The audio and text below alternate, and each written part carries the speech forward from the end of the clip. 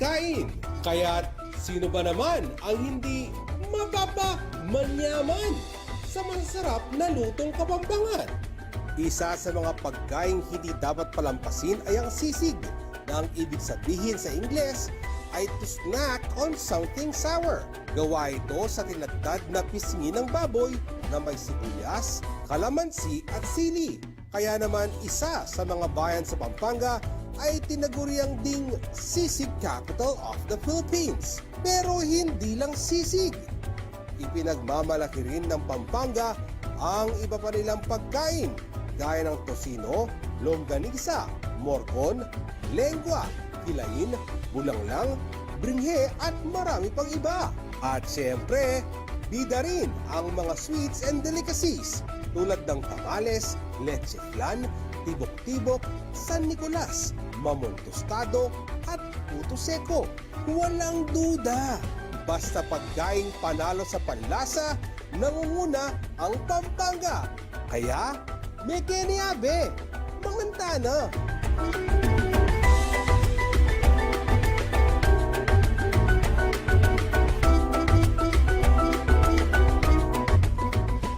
Malapit na! Handa na ba kayo mga karehiyon sa mga higante ng Siyudad San Fernando? Sa kabila ng lahat ng pinagdaanan natin sa nakalipas na taon, may makatalang patuloy na naghahatid sa atin ng tuwa at pag-asa. Excited na ba kayong masaksihan ang ligligan ng mga naglalakihang mga parol? Bagamat ipinagbabawal pa rin ang malalaking pagtitipon sa ngayon, huwag mag-alala dahil masasaksihan niyo pa rin ang tanyag na tradisyon ng Giant Lantern Festival ng siyudad ng San Fernando, Pampanga ngayong December 16, alas 5 ng hapon dito sa CLTV. Panoorin live ang unang gabi ng Giant Lantern Festival 2021 sa CLTV at sa aming 40 cable partners sa Central Luzon, nationwide via Signal Channel 115 at sa buong mundo sa pamamagitan ng CLTV Facebook page at CLTV website. Virtual kita-kits, mga karehiyon!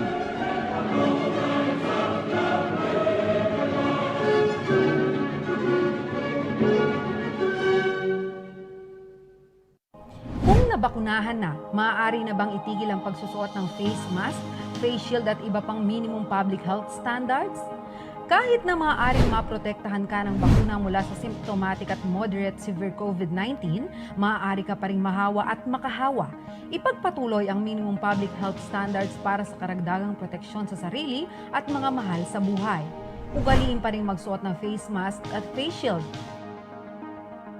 Madalas na maghugas o mag-sanitize ng kamay. Iwasan ang matataong lugar at laging dumistansya ng 1 metrong layo sa isa't isa. Siguruhing may magandang daloy ng hangin sa bahay o lugar ng trabaho. Patuloy na sundin ang minimum public health standards kahit na bakuna na. Ang paalalang ito ay hatid sa inyo ng CLTV.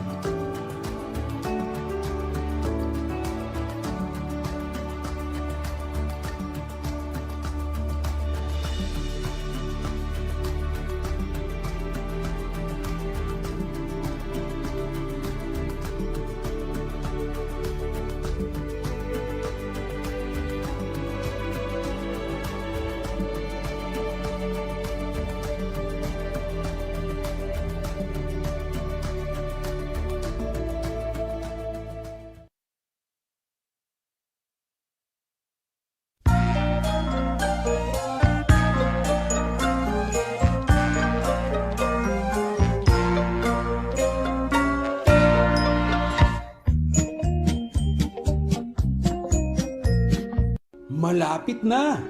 Handa na ba kayo mga karehiyon sa mga higante ng siyudad San Fernando. Sa kabila ng lahat ng pinagdaanan natin sa nakalipas na taon, may makatalang patuloy na naghahatid sa atin ng tuwa at pag-asa. Excited na ba kayong masaksihan ang ligligan ng mga naglalakihang mga parol?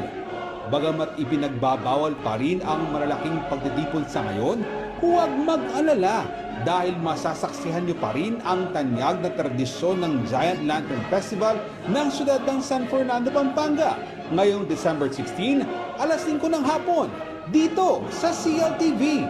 Panoorin live ang unang gabi ng Giant Lantern Festival 2021 sa CLTV at sa aming 40 cable partners sa Central Luzon, nationwide via Signal Channel 115 at sa buong mundo sa pamamagitan ng CLTV Facebook page at CLTV website. Virtual kita-kits, mga karehiyon!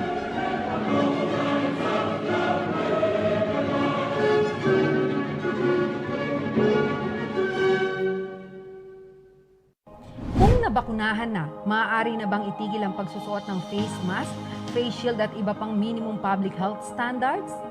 Kahit na maaaring maprotektahan ka ng bakuna mula sa symptomatic at moderate severe COVID-19, maaari ka pa ring mahawa at makahawa. Ipagpatuloy ang minimum public health standards para sa karagdagang proteksyon sa sarili at mga mahal sa buhay. Ugaliin pa ring magsuot ng face mask at face shield. Madalas na maghugas o mag-sanitize ng kamay. Iwasan ang matataong lugar at laging dumistansya ng 1 metrong layo sa isa't isa. Siguruhing may magandang daloy ng hangin sa bahay o lugar ng trabaho. Patuloy na sundin ang minimum public health standards kahit na bakuna na. Ang paalalang ito ay hatid sa inyo ng CLTV.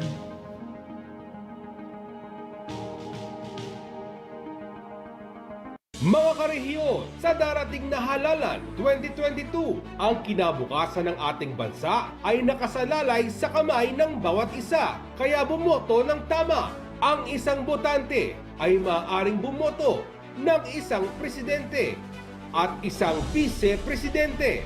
Maaari kayong mamili ng 12 kandidato para sa senador, tig-isa naman para sa district representative at party list representative. Sila ang bubuo sa House of Representatives na magkakaroon ng hanggang 250 members. Sa lokal na pamahalaan naman, kayo ay maghahalal ng gobernador, vice-gobernador, mayor at vice mayor, mga provincial board members, at mga city at municipal councilors. Bagamat tayo ay nasa kalagitnaan ng pandemya, ang iyong boto ay mahalaga. Nasa masusing pagpili ang ikaangat at ikasasadla ng isang pamayanan. Bumoto ng tama dahil buhay natin ang nakataya. Ang paalalang ito ay hatid sa inyo ng CLTV.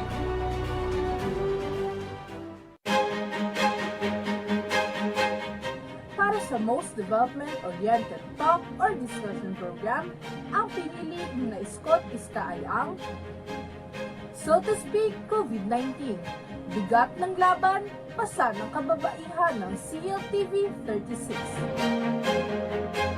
Nais naming pasalamatan ang mga bumubuo ng UPLB Gandingan sa katatalang iginawat ninyo sa aming programang So to Speak. Nais ko rin gamitin ang pagkakataong ito upang ipahayag ang taus-pusong pasasalamat at pagpapahalaga sa lahat ng mga women health workers at mga kababaihan sa mga komunidad. Mula sa pangangalaga sa kanilang mga pamilya hanggang sa pangunguna sa iba't ibang larangan, hindi matatawaran ang serbisyo at sakripisyo ng mga kababaihan sa pagsugpo sa pandemyang ito at pagharap sa mga hamon ng maling pamamahala. Madalas, hindi lang oras, galing at kaalaman ang kanilang iniaalay, kundi maging ang kanilang sariling buhay. Kayo ang aming inspirasyon upang patuloy na tumugon sa mga hamon ng panahon. Makakaasa kayo ng CLTV 36 ay patuloy na magiging tulay upang maiparinig ang saloobin ng taong bayan, lalo na yung mga walang boses sa ating lipunan. Maraming salamat sa galingan at sa mga tagapagtangkilik ng aming istasyon. Dakal na salamat.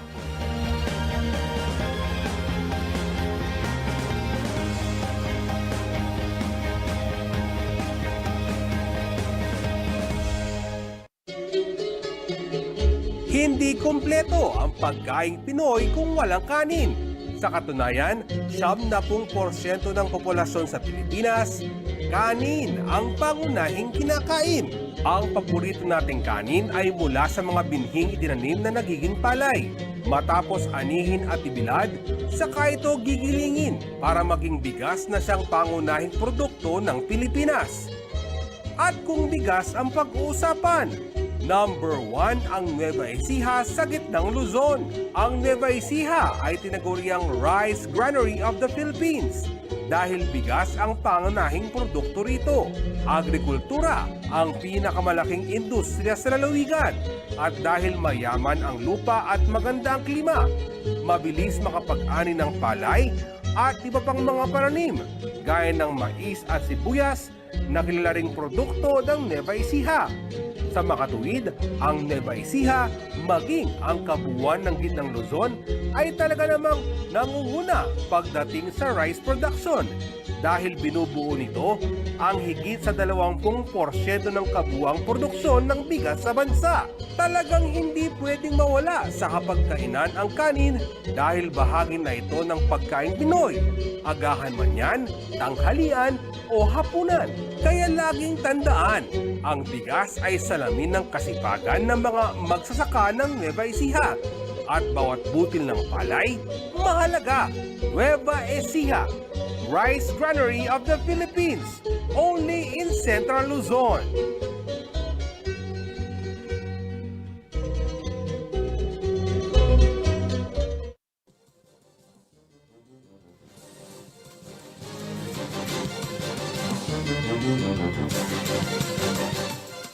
Narito na ang malalaking balitang Central Luzon ngayong araw. Maagang resulta ng survey na nailalabas sa social media, dapat bantayan at suriin muna bago paniwalaan ayon sa ilang political analyst. COMELEC, pabor sa regulasyon sa substitution upang hindi maabuso. Pagbabakuna sa mga edad 12 hanggang 17 sa Mabalacat City, idinaan sa mga paaralan at youth center.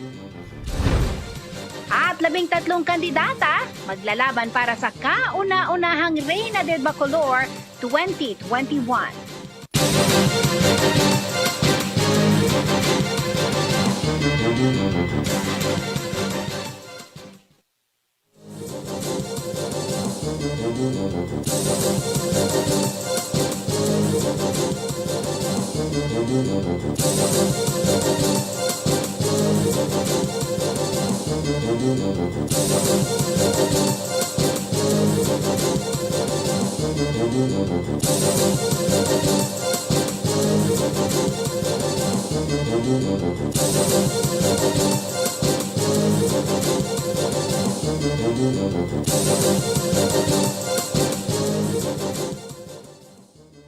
Magandang gabi mga karehiyon at sa ngalan po ni Jennifer Salenga, ako ho si Justin Dizon at oras na ho para sa mga naglalakihang balita sa Central Luzon ngayong araw. Sinimulan na ang COVID-19 vaccination sa mga edad 12 hanggang 17 sa siyudad ng Mabalacat sa Pampanga. Upang higit umanong mapabilis ang proseso, idadaan sa DepEd Mabalacat School Division at sa itinalagang Youth Center ang registration at rollout ng bakuna. May detalye ng balitang yan, si Paulo G. Santos.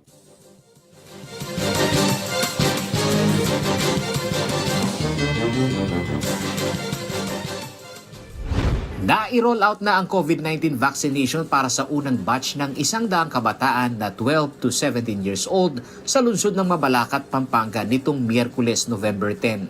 Dito sa Doña Asuncion Lee Integrated School na ginawang vaccination site, makikita sa mga magulang na umantabay sa kanilang mga anak ang kasiyahan dahil sa wakas ay mabibigyang proteksyon na raw ang mga ito laban sa virus. Si Jackie Valencia, sinasabing mauutusan na raw ang kanyang anak sa gawain sa labas ng bahay. Mas confident na nailabas kahit papano kasi almost 2 years silang natenga sa bahay. Ayun. Ayun, para hindi puro TikTok. Ayon kay Valencia, kinaya nilang mag-asawa ang adverse effect ng bakuna at dahil wala naman umanong naging masamang epekto ito, malaki ang kumpiyansa nilang hindi makakasama sa kondisyon sa kalusugan ng kanilang anak ang COVID-19 vaccine.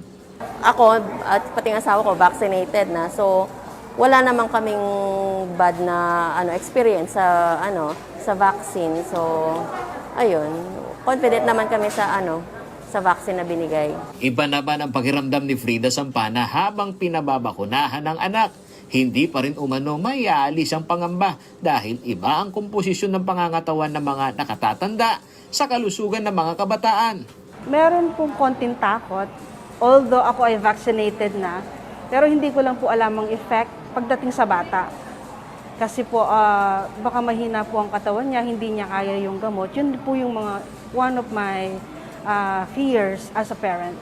Anya, hindi muna niya ginawang sabayan ang pagbabakuna sa dalawang anak na pasok sa age bracket na 12 to 17 years old ng DOH. Saka na lamang anya nila ipipila ang pangalawang anak kung sa panganay ay walang maging masamang epekto dito.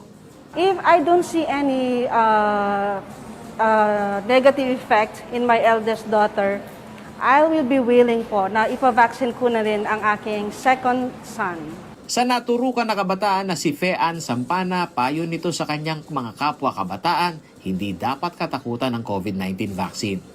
Hindi naman siguro hayaan ipabakuna yung mga bata kung merong mga negative effects o kung hindi naman sure. Pero dahil hinayaan naman, siguro naman okay lang kung itry nyo naman. So wag na kayong matakot. Sa takbo ng rollout ng vaccination ng 12 to 17 years old sa siyudad ng Mabalacat, una sa pila ay ang mga enrolled na kabataan sa 58 public at 20 private school ayon kay Mayor Chris Garbo.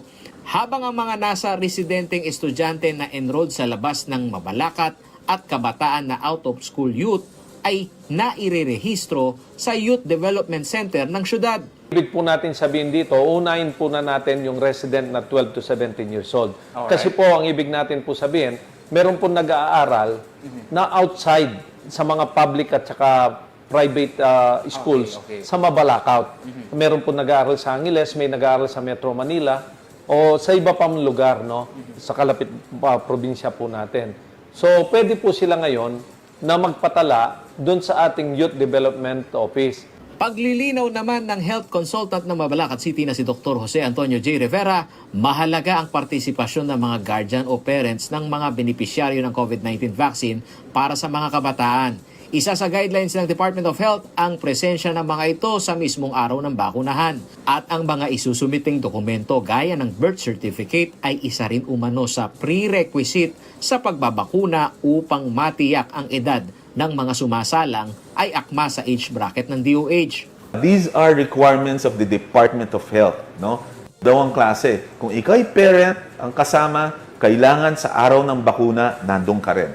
Kung ikaw ay guardian, tito, kasambahay,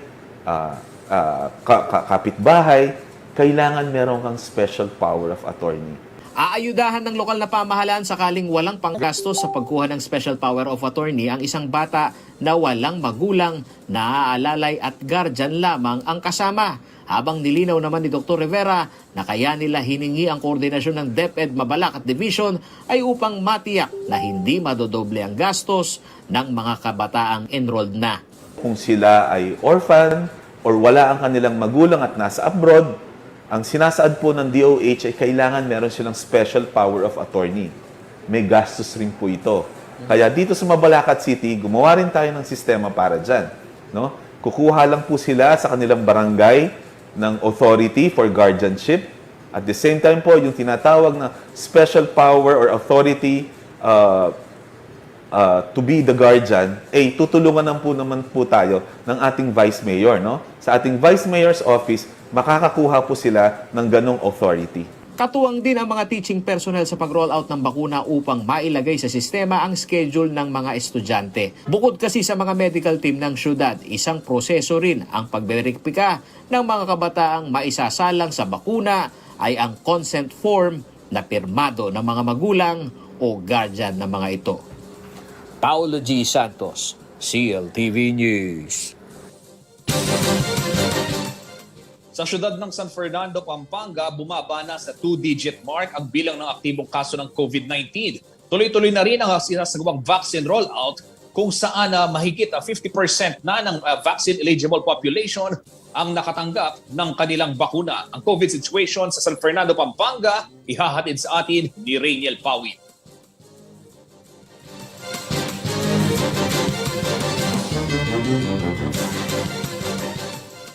Sa nakalipas na 2 buwan halos naglalaro sa 500 hanggang lampas 1,000 ang bilang ng active COVID-19 cases sa City of San Fernando, Pampanga. Subalit nitong November 7, bumaba na ito sa 2-digit figure at naging 93 cases. November 10 ang bumaba pa ang kaso sa 77.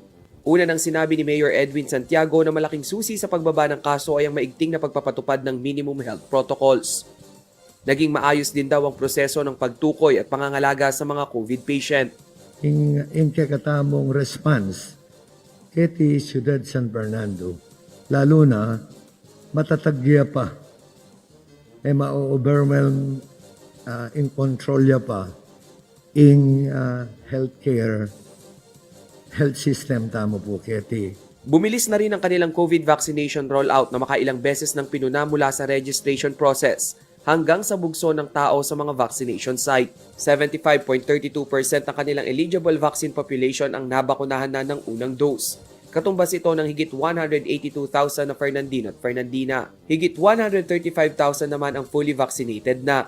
56% ito ng 242,102 na dapat mabakunahan upang makamit ng syudad ang herd immunity. Patuloy rin ang vaccination drive maging sa ilang college student bilang paghahanda sa limited face-to-face classes. Ongoing na rin ang pagtuturok ng bakuna kontra COVID sa mga buntis. Samantala, November 10 din ay walang naitalang COVID-related death sa lungsod kung kaya't nananatili sa 323 ang kanilang COVID death tally. 10,832 naman ang recoveries. Patuloy namang pinag-aaralan ng usapin ng pag-aalis o hindi na paggamit ng face shield sa syudad San Fernando. Rainiel Pawid, CLTV News. Abangan sa pagbabalik ng CLTV News. COMELEC, pabor sa regulasyon sa substitution upang hindi umano maabuso. Maagang resulta ng surveys na inilalabas sa social media, dapat daw bantayan at suriin muna bago paniwalaan ayon po yan sa ilang political analyst. At bagong gusali ng Rafael Lazatin Memorial Medical Center, itatayo para sa mga Angileño. Manatiling nakatutok para sa iba pang mga nangungunang balita ngayong araw.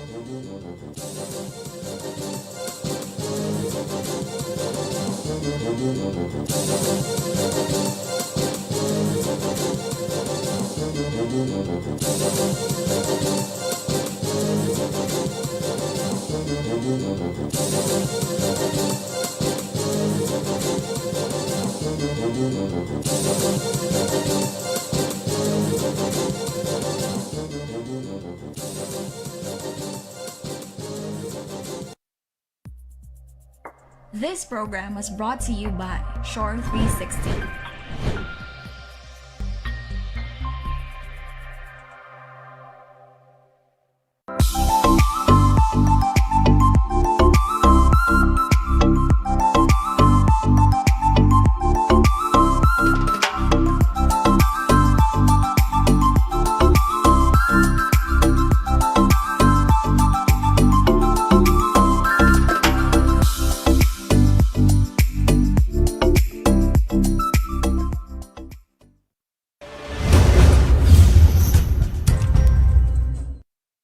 Reliable auto service brought closer to you at the Clark Freeport Zone. Laos Auto Services, your professional multi-brand service center, is right in your midst. It offers general jobs for repair and maintenance, body paint and detailing, collision repair and body works. Laos Auto Services at Clark Freeport is backed up by highly trained technicians, specialists in auto paint, detailing, body works and collision repair. Laos Auto Services, your professional multi-brand service center. Open Monday to Saturday from 8:30 a.m. Located along Manuel A. Rojas Highway, Clark Freeport Zone. For inquiries, contact 045-499-8080 or 0908-819-8080. The all-new Ford Territory is stunning from every direction in every moment. impressive design that is distinctively Ford. With 18-inch wheels, spacious interior, and a panoramic moonroof. The all-new Ford Territory. Own the moment.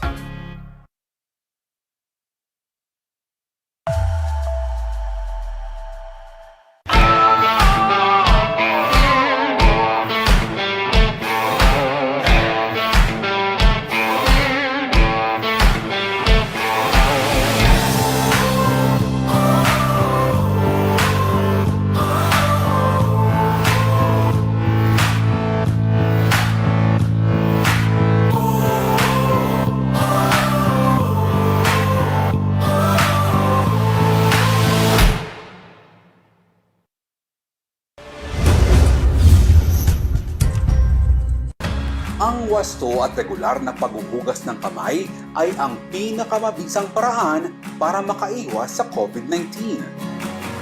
Sundin lamang ang mga simpleng hakbang. Hugasan ang inyong mga kamay gamit ang sabon at tubig. Kuskusin mabuti ang inyong mga kamay. Magsimula sa palad hanggang sa pagitan ng mga daliri at likod ng kamay. Gawin ito sa loob ng 20 segundo. Panlawang mabuti ang inyong mga kamay at patuyuin ito gamit ang malinis na tuwalya. Laging tandaan, ang tubig ay sandata laban sa COVID-19. Ugaliing maghugas ng kamay sa wastong pamamaraan. Ang paalalang ito ay hatid sa inyo ng Prime Water.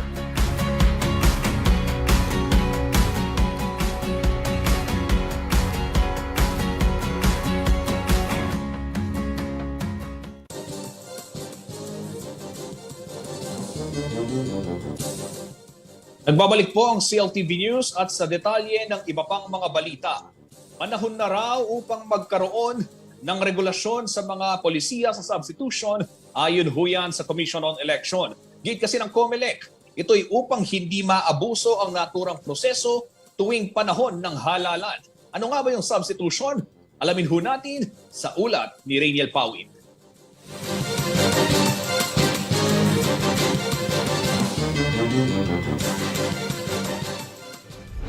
Sa isang online media briefing, sinabi ni COMELEC spokesperson James Jimenez na sa ilalim ng batas ay pinapayagan ng substitution ng mga election aspirant. Habang papalapit kasi ang November 15 na siyang deadline ng substitution, nagiging maingay ang hakbang ng ilang political party at mga kumakandidato. By definition, it cannot be abused precisely because the law allows it to be done. So again, I would question the use of the word abuse. However, it is clear that it is perhaps time to maybe add some regulations to this. Ang substitution ay ginawa para sa unforeseen circumstances gaya ng kung magkasakit, ma-disqualify o namatay ang kandidato. Maaari rin itong gamitin kung mag-withdraw ang isang kumakandidato, subalit kinakailangan ang papalit sa kanya ay mula sa kaparehong partido. Minsan ang sinabi ni former COMELEC Chief Sixto Brillantes na huwag itong abusuhin. Bagay na kinatigan naman Jimenez. Maybe there is room for some legislative action to make sure that this cannot be used on a whim, because the law has a very laudable concern. No? It's a very laudable goal, but unfortunately, it would seem that it is now possible to do this whimsically, and maybe there is time or maybe there is an opportunity to regulate the exercise of this right. Nagsimulang umugong ang usapin ng substitution na mag-withdraw para sa kanyang re-election bid si Davao City Mayor Sara Duterte Carpio. Dito na lumabas ang spekulasyon na tatakbo ito sa pagkapangulo.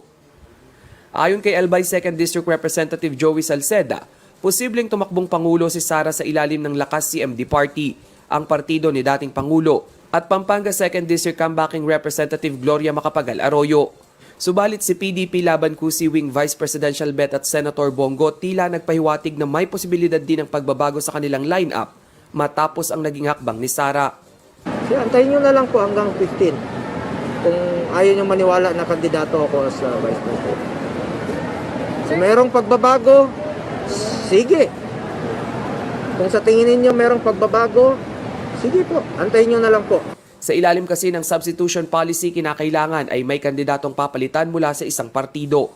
Dito napapasok ang konsepto ng withdrawal from candidacy. If she is going to substitute, then she will have to join a political party that already has a candidate. Kung sa ilalim ng lakas CMD tatakbo si Mayor Sara bilang Pangulo, papalitan niya si Ana Capella Velasco. Matatanda ang 2015 nag-substitute din si Noy Davao City Mayor Rodrigo Duterte kay Interior Undersecretary Martin Dino upang tumakbo bilang Pangulo. Ito'y sa kabila ng paulit-ulit nitong pahayag na hindi siya tatakbo sa pinakamataas na posisyon ng bansa. Gaya ng kanyang ama, ilang beses na ring iginiit ni Mayor Sara ang kanyang kawalang interes sa pagtakbo sa isang national position at sinabing nais ipagpatuloy ang paglilingkod sa Davao City bago ito mag-withdraw ng kanyang kandidatura. Rainiel Pawid, CLTV News.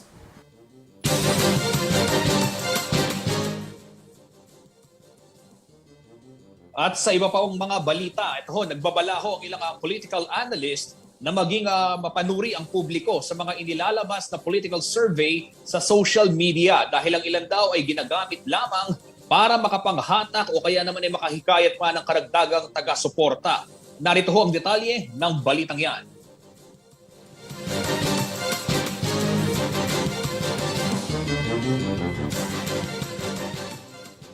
Maraming aspeto ang nakakaapekto sa voters' preferences ng mga Pilipino. Ang tri-media, TV, radyo at dyaryo. At ngayon, ang social media na dito mabilis na lumalabas ang iba't ibang resulta ng isa pang influencer sa mga botante. Ito ang political survey. Sa pananaw ng mga kabalen dito sa Pampanga, ito'y nakahahatak ng public opinion. Opo, kasi kapag nakakakita po ako ng survey na halos pare-pareho lang po yung nagiging resulta, parang napapaisip po ako na, lahat siguro sila, ito yung gustong iboto, ganito, ganyan. Kaya parang napapaisip din po ako na, gaya na rin ba ako? Mas naniniwala ako sa sarili kong pananaw para sa kung sino yung karapat-dapat na tumakbo bilang Pangulo. Hindi ako naniniwala sa mga survey kasi minsan, lang naman yung mga fake news ba? Ngunit mulat din ang marami na ito'y estratehiya lamang ngayong kampanya. Strategy po nila kasi minsan ginagawa nila kasi para po may kahit yung mga tao na iboto siya. Ganyan po. Kunyari mataas? Oo, ganun mataas survey. Pero po sa paggawa ng mga gawain sa atin mga iba-ibang tao, hindi naman po nagagawa. Bakit, sir? Basta, Ayon sa research fellow ng Social Weather Station o SWS at political analyst na si Professor Grace Grospe Hamon, ang political survey ay isang komplikadong data analytics na kailangang may formula.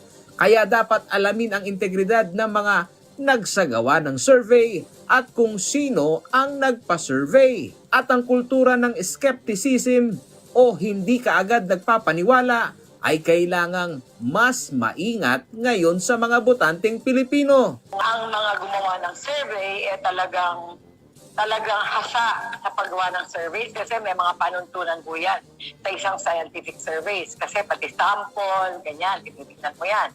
Ilan out of many. Yun, so marami yung panuntunan dyan. Kaya ang importante dyan, yung skepticism. Yung huwag kayo basta-basta naniniwala. Aalamin nyo, sino ba ang nagpagawa? Kilala ba yan? Pag hindi nyo na masyadong kakilala, baka may ibang intention. Ang resulta ng pagkuha ng pulso ng mamamayan ay isang political strategy sa paglabas nito sa publiko. May dalawang mukha ito kung sino ang lamado at dehado. Mulat naman umano ang taong bayan sa interes ng mga kandidato dito. Ang mga surveys ay ginagawa talaga ng karamihan ngayon. Ang isa sa mga intensyon, aside from pulsing the people's will, gamitin ito para ma-influence ang boto. Para naman kay Professor Ramon Casiple, Executive Director ng Institute for Political and Electoral Reform, bilang political analyst, ang totoong pulso ng botante ay totoong nakikita lamang sa mga huling panahon bago ang mismong araw ng eleksyon. Pero ngayon, wala pa yan. Bigyan kita ng example, Si Presidente Duterte, nag-number 1 yan, Abril. 2 linggo bago mag-eleksyon. Siya nanalo. Kasi kung sabihin malapit sa eleksyon, yun ang survey wala mo. Survey na maganda yung pagkagawa, no? Ngayong panahon ito, nako, nagdulukuhan lang tayo. Samantala, may kanya-kanyang opinyon naman ang mga tumatakbong mayor sa lungsod ng Mabalacat pagdating sa usapin ng survey. Para kay incumbent Mayor Crisostomo Garbo, kailangang maging credible ang mga survey. Kasi alam mo, napakadali pong gumawa ng survey. Kahit ako, pwede po akong gumawa ng survey. Ang ano po dyan, how credible is that survey? Ganun po yan. Hindi po sinasabi natin na angat siya o hindi. Kahit ako po, pwede naman akong gumawa ng survey. Sabihin ko, angat ako ng 500 points sa kanya. Pero, well, respect po yan. Basta po nilabas nila, sa kanila po yun. I do respect that. Ang mamamayag naman na si Deng Pangilinan na kandidato rin ng pagkaalkalde, may survey man umano siyang inilalabas, ngunit ito'y sinasarili na lamang niya. Ito'y upang hindi pagdudahan na propaganda lamang ito sa publiko. Meron ako sarili survey. Pero yun, hindi ko sinasabi kung ano yung tunay na resulta yun. Yan ay ginagamit ko sa political machinery ko, sa political strategy ko. Yung mga survey na sinasabi niyan, that's only political propaganda. Samantala, para kay dating Mayor Boking Morales, nirerespeto niya ang pagpapasurvey dahil may karapatan din daw anya ang mga ito para malaman ang pulso ng bayan sa magiging susunod na lider ng lokal na pamahalaan. Gaya na lamang umano ng isang pribadong survey na isinagawa ng isang korporasyon sa loob ng Clark. It's a private corporation yan. It's a private group. No, at sila ang nagpo-survey niyan. In fact, my nephew, no? Nephew, si Richard Morales. Siya ang presidente ng Singulang Corporation. Alright. And mga Chinese. Chinese ang owner niyan. And my son, my nephew is the president of the Singular Corporation. I was not even aware of it. Bigla-bigla, sinabi sa amin yung score. Paulo G. Santos, CLTV News. Sa iba pang mga balita, isang state-of-the-art medical facility ang nakatakdang itayo sa Rafael Lasatin Memorial Medical Center sa lungsod Huya ng Angeles. Ayon sa city government, aabot sa mahigit 100 milyong piso ang pondo na inilaan sa bagong gusali na naglalayong higit na mapabuti ang serbisyong pangkalusugan para sa mga Angelenyo. Narito hong detalye ng balitang yan.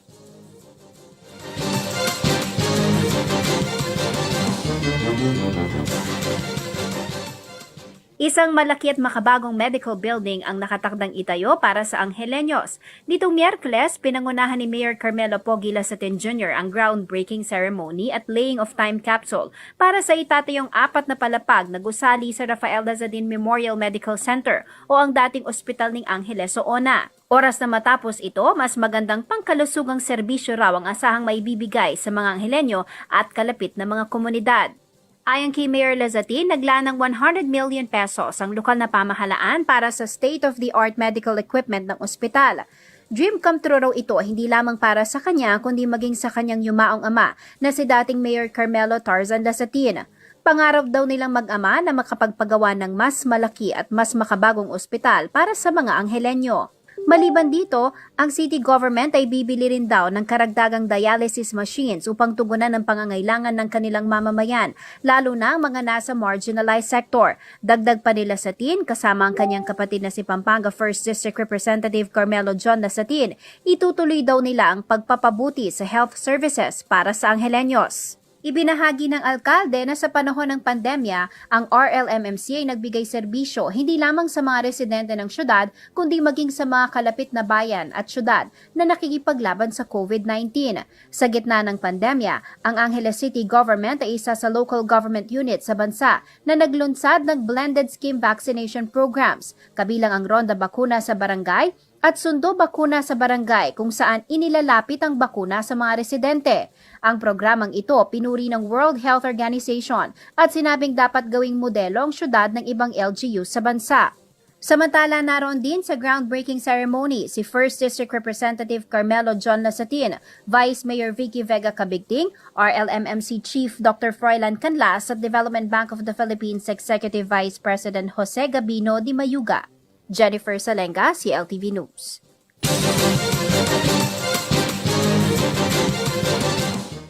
Mga kriyon, sa ating pagbabalik, makakapanayan po ng ating kasamang si Jennifer Salenga, si Alice Dumlao, isa hong kumakandidatong konsihal sa siyudad ng San Fernando, Pampanga. At marami pa hong mainit na balita sa pagbabalik ng CLTV News.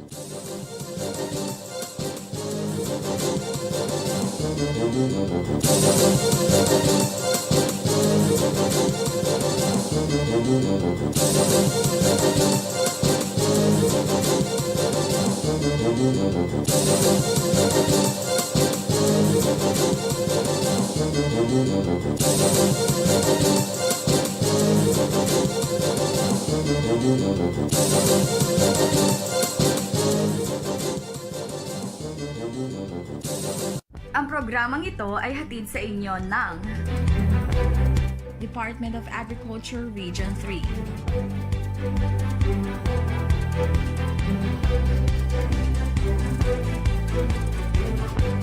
Our superheroes don't wear capes. Some of them wear headsets. Some of them wear scrubs. Some of them wear hoodies. Some work in offices and some at home. Everyone wears a smile. If you are conscientious, focused, and willing to give an opportunity a go, we want you. Join the superheroes of Shore 360. Apply at jobs360.com.ph.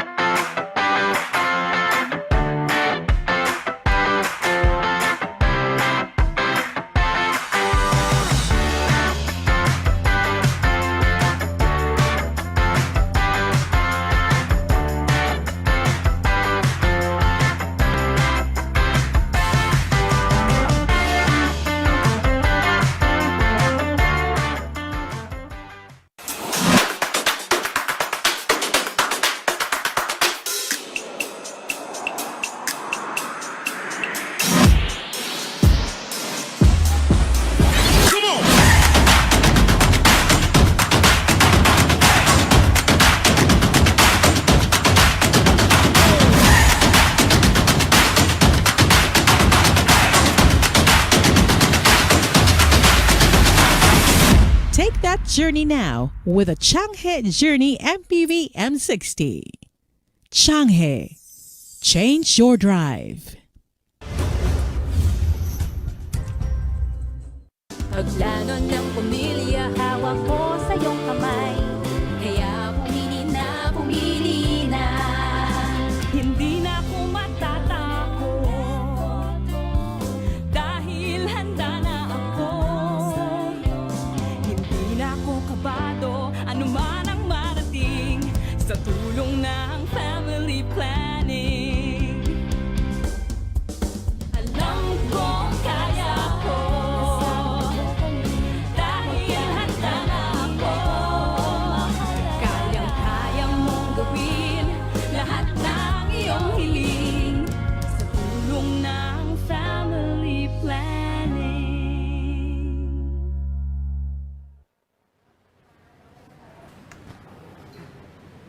Walang takot at kaba. Pag may plano, protektado.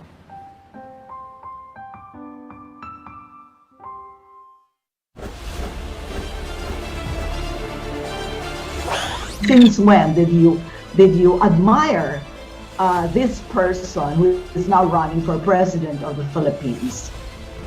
So, Senator Bongbong Marcos was instrumental towards the conversion of Mabalacat into a city. Kinoconsider kong supporter ako ni BBM. Noong pa bang tumatakbo siyang vice-presidente.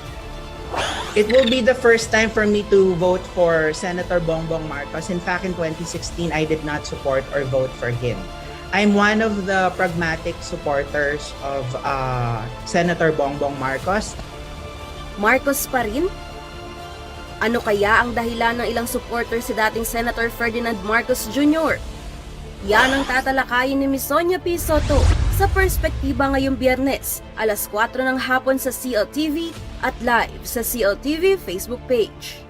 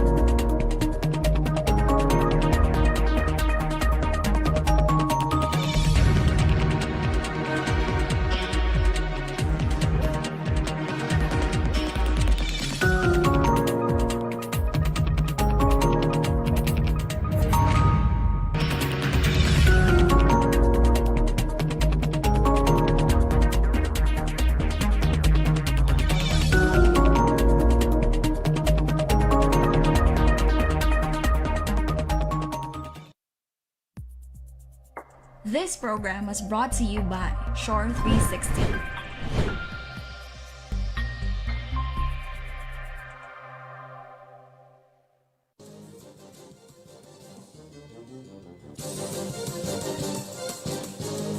Nagbabalik ang CLTV News at sa iba pa mga nangungunang balita para po sa ating segment mga karehiyon ng kilalanin ng kandidato. Makakasama po natin ngayong gabi sa CLTV News ang aspiring councilor ng City of San Fernando na si Alice Dumlao. Ilan po sa mga kanyang naging kontribusyon sa kanilang komunidad ay ang pagiging presidente ng PHS Batch 81 mula po 2010 hanggang 2019. Siya po ay naging presidente rin ng Villa Barossa Phase 1 Homeowners Association at marami pa po siyang organisasyon at mga aktibidad na actively siya po ay nagpa-participate upang makatulong in her own way sa kanyang komunidad. But kikilalanin pa po natin ang ating aspiring councilor. Ano pa po ba ang maaari niyang i-offer para sa mga Fernandinos?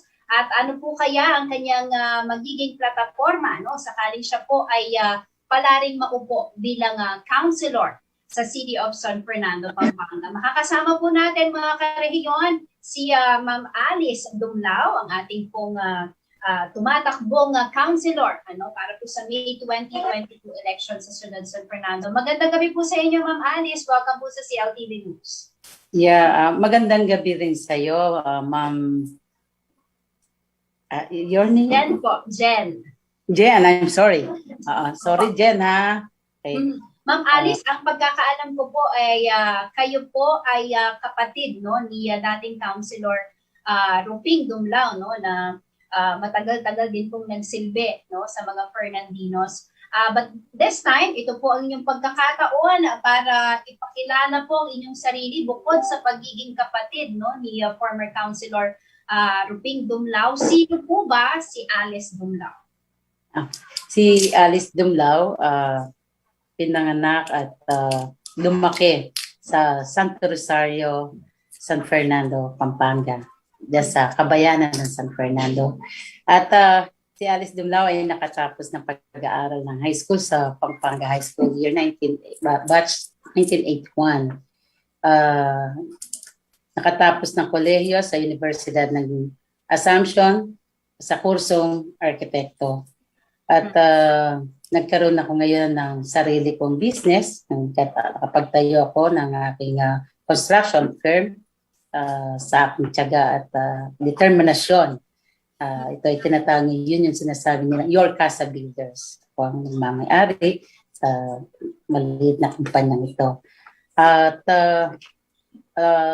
yun nga, ako yung kapatid ng late Ping David Dumlao na nag-servisyo ng 12 years dito sa bayan ng San Fernando. At siguro, tuloy-tuloy na ba at ako yung magpapatuloy ng kanyang naiwang legacy. So, dahil siguro sa kanyang leadership, ako'y nakakuha ng mga idea at naman ako sa kanya ang pagiging disiplina, magkaroon ng disiplina sa sarili. Si Kuya kasi nung nag-una niyang pagka-upo bilang konsihal ng bayan, ako ang kanyang CEO at ako ang kasama niya sa office, kaya ganoon natuto rin ako sa pakikisama sa tao, makiharap sa tao, kung ano man siya at sino siya. So sa bagay na yon, nakikilala ko ang mga tao na ang sarap kasi ang tumulong pala sa tao kahit ano pa siya. Dahil pagka nanggaling sa puso mo ang pagtulong, wala kang iisipin ng kahit ano pa. Yun. I'd like to know, Ma'am Alice, was this a personal decision po or merong kumausap, no, sa maybe sa pamilya or sa mga taong nakakakilala po, no, kay former Councilor Roping Dumlao, no, para po kayo ay tumakbo, or kung hindi po ito nangyari, no, tatakbo po ba kayo kung hindi nawala yung kapatid ninyo? Yes. Kung si Kuya buhay, talagang tatakbo si Kuya. Siya pa rin si Roping Dumlao ay tatakbo at alam ko yon dahil nag-usap kami. Last namin pag-uusap is Alice, tatakbo ko. So kahit papano, ang mga kaibigan, sinabihan ko na islat nyo ang Dumlao. May tatakbong Dumlao ang kuya ko. Dahil love na love ng kuya ko ang politika. Gusto niya talagang, meron siyang gustong gawin na hindi niya, na gusto niyang matapos. Kahit sa isang termino man lang kung siya ipapala rin sa paghabol niyang ito. Dahil gusto niya magkaroon talaga ng legacy maganda na bago man lang siya magretiro sa politics niyang ito, ay magawa niya yon. Kaso, nagkaroon ng, yun nga sa nangyari, walang may gusto. Siguro, merong mas magandang pupuntahan si Kuya, nabigay ni Lord. So, hanggang doon na lang. Sa tanong mo na meron bang nag-udyok sa akin? That's it ba? Yes. Meron po bang nagkumausap sa inyo or kinumbinsi po kayo, no, na ituloy mo yung pagsiservisyo ng kapatid mo? Meron po bang gano'n na nangyari, or was it your personal decision na pag-isipan po ninyo, no, na kahit wala na yung kapatid nyo, nandyan kayo? Tulad nga po ng nabanggit nyo kanina, no, meron naman po kayong experience dahil parang kayo po ay habang nakaupo as counselor ang yung kapatid, actively nandoon kayo, no, sa tabi niya, no, habang siya ay nagsiservisyo. So meron po kayong idea talaga, no, kung ano ba ang trabaho ng isang counselor, ano ba ang mundo na ginagalawan ng inyong kapatid. Pero ito po, was it a personal decision, Ma'am Alice? Siguro sasabihin ko na before nagkakausap kami, may mga nagkikipag-usap sa akin na hahabol pa ba si Kuya? Kasi pwede ka rin humabol, mga kaibigan namin, dahil nga nasa edad na si Kuya, dahil unang-una, dahil pandemic, inaalala ko namin yung health niya. And then, tapos sabi ko, kung hindi man nahabol si Kuya, ay yung kanyang anak na panganay ang maaaring humabol. Yung tanong mo sa akin na may decision, actually, probably meron sa sarili kong decision, kasi kahit na may advice sa mga kaibigan, sarili ko pa rin ang masusunod. Kasi ako ang tatayo, ako ang maglalakad, ako ang mag-aano sa mga tao, haharap. So, gusto ko rin kasi ang mag-servisyo sa taong bayan ng San Fernando. Okay. Ma'am Alice, nabanggit niyo po na may plano din talagang tumakbo, no, yung inyong pong kapatid, and then nangyari nga po, no, yung nawala po, no, ang inyong kapatid. At nag-uusap po kayo, sinasabi niyo na nag-uusap po kayo, meron po ba siyang nabanggit sa inyo na gusto pa niyang gawin para sa City of San Fernando, kaya siya tatakbo? At ano po yon? Ipagpapatuloy po ba natin yon sakaling kayo po ay magkaroon ng pagkakataon, Ma'am Alice? Yeah, definitely pagpapatuloy ko yon. At ang usually may kadikit ng kuya ko pagdating dyan sa kanyang mga committee na gustong gawin, yung bayaw namin isa, na nag-usap kami at nasabi niya sa akin noon. So sabi ko, kung ano man yun, pero napakalawak ng gusto niya, napakipag-aaralan. In 1 year, hindi mo magagawa yun. Pero definitely, tutuloy ko yun. Yung gusto niya yun. Napag-usapan namin yun. Pagkakataon po ninyo para iparinig, no? Maybe some of your platforms, yung mga plataforma po na ihahain po ninyo para sa mga Fernandinos. Go ahead po, Ma'am Alice. Ano po yung plataforma na ito? Oo, pangarap ko kasi din na makita ang talagang kapayapaan at malinis ang kapaligiran dito sa Balen San Fernando. Lalo na sa mga senior citizen na gusto ko kung maglalakad man yan sila sa daan na napaka maayos dahil minsan nakita mo yung mga drainage, madilim ang mga daan. So gusto kong maging maliwanag yan. Hindi lamang ang senior citizen at ang mga kabataan at ang mga estudyante pag nauwi ng at ang ating traffic, something na makikita mo rin na sa paghapon na sobrang traffic. So siguro magkakaroon ng mga traffic. Alam ko kasi meron na silang ginawang batas na track ban. But I don't know, hindi na natutupad yata. So something na pwede nating ayusin din. Kung kasi parang kung ano yung kakulangan, pwede nating ayusin. Then sa mga may mga sakit or karamdaman na gusto ko sana magkaroon ng isang opisina na pwedeng maglagay na para doon sa mga may karamdaman na doon lamang sila pupunta kung ano yung mga kailangan para malapit sila at mabilis silang makahingi ng tulong sa bayan ng San Fernando. Kasi ang hirap ng may sakit tapos humihingi ng tulong ang ating mga kababayan na hindi naman natin may iwasan kung saan kukunin ng mga budget, something like that. So gusto kong mangyari yon. And then kasi ako rin, nagkaroon din naman ako ng karamdaman na hindi naman siguro iba at napanood na nila yon na ako is cancer survivor ako at nakita ko yun kung paano kahirap yun. So gusto ko yung mga kababayan natin sa mga ganung bagay, makalapit sila ng maayos at mabilis na pamamaraan. At isa pa, pinakaano ko is yung makapagpasyal ako sa mga barangay upang kung may mga problema ang bawat kapitan or sa barangay ay marinig ko kung ako'y makakapasyal sa kanilang barangay. Yun po ang aking mga ibang plataforma. Marami pa po pag ako po'y papalarin na bilang konseho. Okay. Ma'am Alice, bago po ang inyong desisyon, no, napasukin po ang politika, sabi po ninyo, ang inyong negosyo ay may kinalaman sa construction. Ano po kaya ang advantage, no, ng karanasan po ninyo, no, sa construction, sa pagpasok po ninyo sa politika, no, bilang councilor ng City of San Fernando? Okay, kasi ang construction, napakahirap ng construction, mahawak ka ng tao, paano mo aayusin ang iyong mga parang pinaplano mo din yung mga gagawin mo pag gumagawa ka ng building, ng mga bahay. Ganon din sa plataforma mo. Aayusin mo kung paano mo uumpisahan. May foundation din yan. Ang bahay meron din fondasyon. Parang inaano mo rin. Mag-uumpisa ka kung saan yung yung pinaka-ugat ba kung saan mag-uumpisa and then sunod-sunod na yan. Parang ang bahay din, may pundasyon and then tataas mo, poste, slab, lahat diretso hanggang sa bubong. Ganun din ang ating plataforma. Uumpisahan mo kung saan nag-uumpisa ang problema hanggang sa makuha mo ang pinaka-ugat mo. Parang ganun po yung aking gagawin. Kaya meron din ng related din po yan. Okay. Ma'am Alice, 12 years po, no, sa serbisyo ang inyong pong kapatid, ano? And within that period, no, siguro po most of the time nakakasama niyo siya dahil sabi niyo nga po, no, parang kayo yung yung chief of staff, no, ni former councilor late Ruping Dumlao, ano.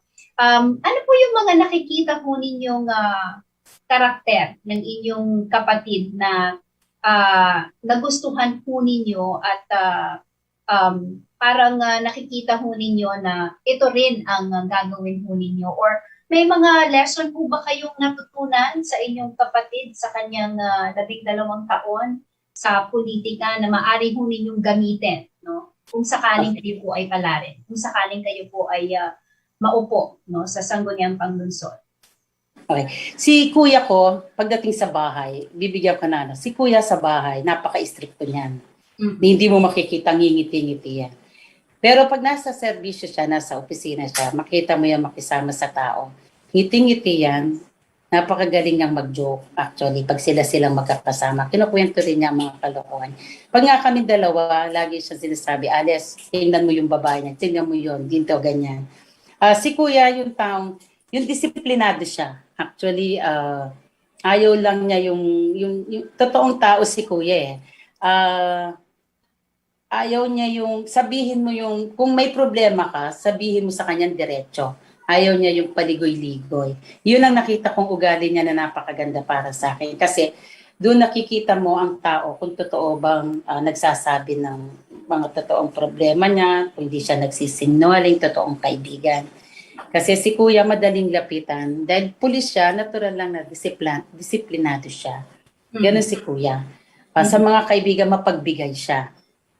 Kengkoy si kuya, kala lang nila ano siya. Tapos pagdating sa trabaho, napaka-seryoso ni kuya.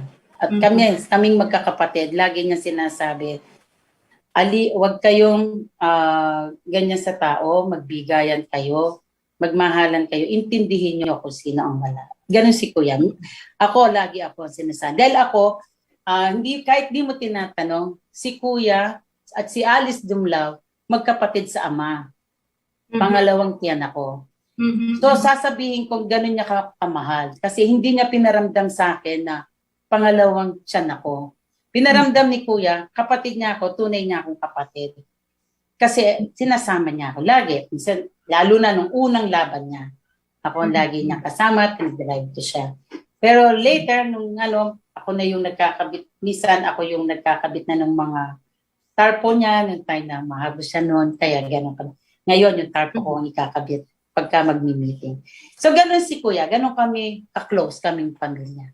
Never ako nakaramdam sa kanya ng hindi niya ako pa. Yes. Well, Ma'am Alice, kulang po yung oras natin. No? I'm sure marami pa po kayong naisibahagi sana para sa mga Fernandinos. Siguro po, iimbitahan na naman namin kayo muli, no, sa ating mga programa dito sa CLTV. Anyway, maraming salamat po sa inyong oras at good luck po sa inyong candidacy. Maraming salamat, Jenny, at pasensya na po kung ako medyo konting ipaho ko sanay. Thank you very much. Magandang gabi po sa inyo. Maraming salamat po, Ma'am Alice, and again, good luck po sa inyo. Mga karehiyon, si Ma'am Alice Dumlao, no, siya po ay tumatakbo bilang konsehal ng Siyudad San Fernando para po sa May 2022 elections. Dumako po tayo sa ibang balita. Pinaghahandaan ngayon ng Rosas Villa de Bacolor ang kauna-unahang pageant na tinatawag na Reina de Bacolor 2021. Liban po sa pagpapakita ng talento at husay ng mga miyembro ng LGBTQIA+ community, paraan din daw ito para magbigay kasiyahan sa ating mga kabalen ngayong panahon ng pandemya. Tiniyak naman ng mga organizer na may basbas ito ng local IATF at mahigpit na ipatutupad ang mga health protocols upang maging ligtas ng patimpala. Ito po ang report.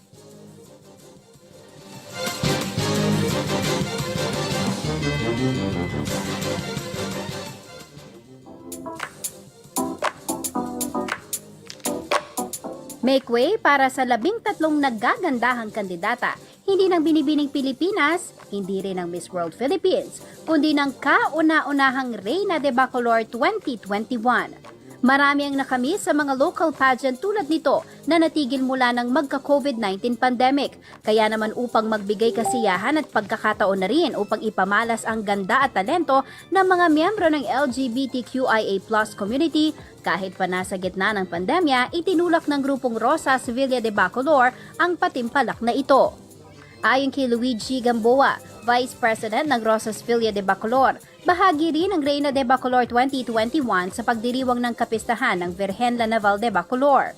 Ito ay para maipakita ng mga LGBT or ang Rosas na sila ay may tinatagong talento pagdating sa larangan ng pagrarampa sa pageant. At katlo, para rin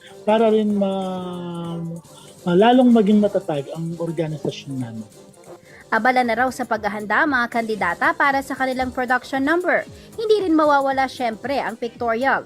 All sizes and form welcome din sa kompetisyon basta ikaw ay certified na taga Bacolor. Ayon naman sa presidente ng Rosas Villa de Bacolor na si Jomar Galura Lee, bagamat first time idaraos ang Reina de Bacolor 2021, hindi raw basta-basta ang matutunghayan dahil talagang pinaghandaan ito ng mga kandidata. Costume pa lang, sobrang mas malaki pa sa atin, mas sobrang pinaka-bonggang-bongga ang costume nila. Talaga kasi, ang legos talaga ng Bacolor is talagang pag sinabi mong costume, every barangay kasi meron silang parang yung kung ano yung kumakamal sa taino sa sala, ito yung nalagay nila sa mga costume nila. Kaya sobrang ang lalaki. As in talagang kulang ang escape sa mga lahat, kaya silang lahat.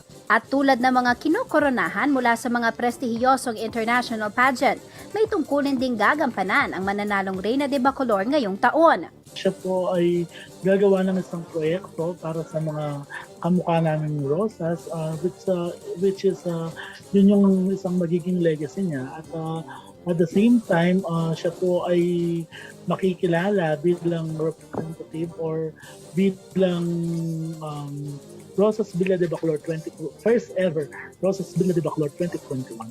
Samantala, ayon sa mga organizer, humingi raw sila ng permit mula sa local IATF ng Bacolor.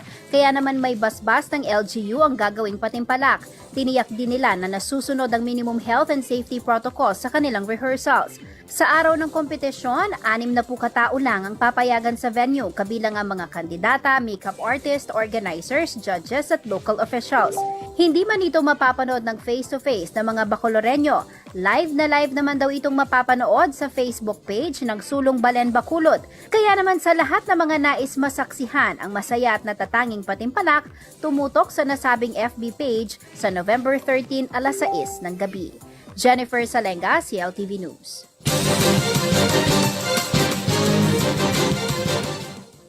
Alamin naman po natin ang magiging lagay ng panahon bukas mula kay Ginoong Manny Esguera, ang Chief Weather Forecaster ng Pag-asa Clon.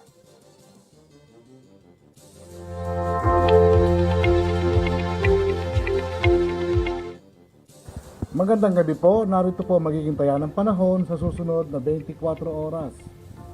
Shear line o tail end ng frontal system pa rin po nakaka-apekto dito sa may southern Luzon. At sa eastern section ng Luzon, kasama na rin po ang southern Luzon. Northeast monsoon naman po nakaka-apekto dito sa mga natitirang bahagi ng Luzon. Kaya po ang Cagayan, ang Isabela, Albay, Sorsogon, Masbate, Catanduanes at Samar provinces ay magiging maulap po ang pawirin na may inaasahang mga pag-alat-kalat ng mga pagulan, pagkulog, dulot nga po ng shear line at ng easterlies. Ang Mindanao at Palawan naman po, natitirang bahagi ng Visayas, bahagi hanggang sa komisyon ay magiging maulap. Ang papawirin, inaasahan po yan, isolated cases ng thunderstorm, dulot po ng localized thunderstorm. Ang Metro Manila po at nalalabing bahagi ng Luzon, kasama na po ang Pampanga, ay magiging bahagi hanggang sa komisyon ay magiging maulap. Dulot po ito ng northeast monsoon o hanging amihan. Sa ngayon po, wala naman po tayong ibang weather system na nakaka-apekto dito sa ating bansa. Maliban naman po dito sa shear line at saka po dun sa northeast monsoon. Mag-ingat pa rin po ang lahat. Magandang gabi po.